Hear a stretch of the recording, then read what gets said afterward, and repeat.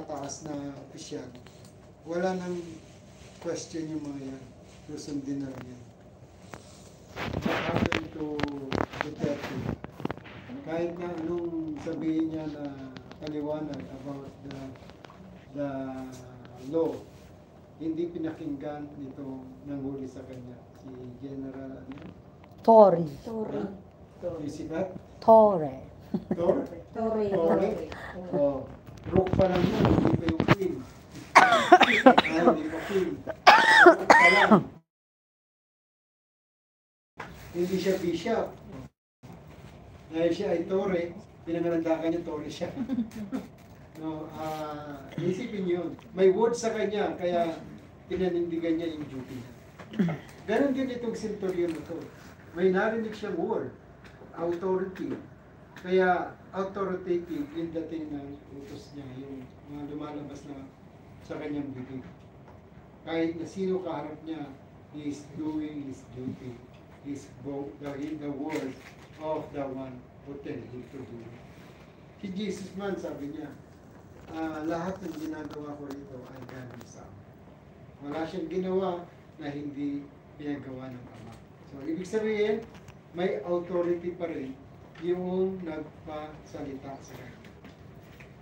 Kahit siya ay sabihin na natin, anak na ng Diyos. Amen. He is the Son of the living God, pero meron pa rin sinusunod. So, how much more tayo na naglilingkod sa Panginoon? So, ang ginihingi ng Panginoon sa atin is great faith. Ano yung great faith? Only the Word will change our world. Amen. Kaya, kung pipili kayo ng mga kanta, mga tugtog, no, piliin nyo yung right word to the right atmosphere at right.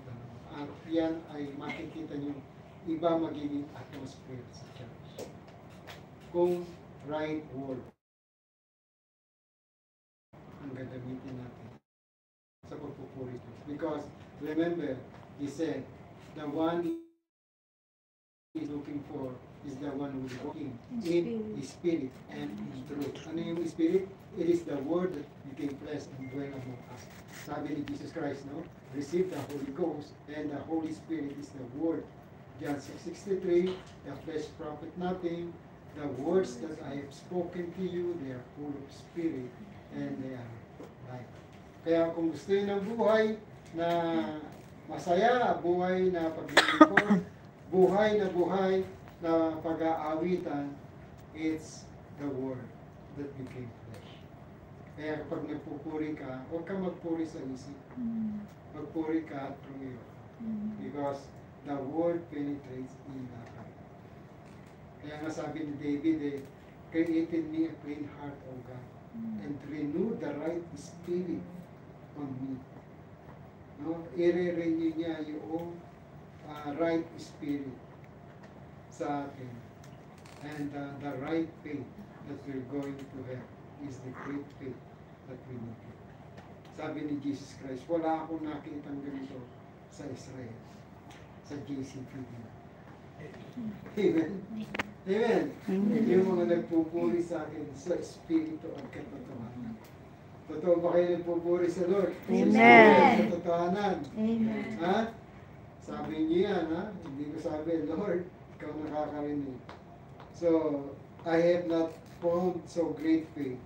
No, not in Israel. Tandaan niyo, kapag may great faith kayo, the Lord's miracle will going to go wherever you are. Or whatever situation you may have.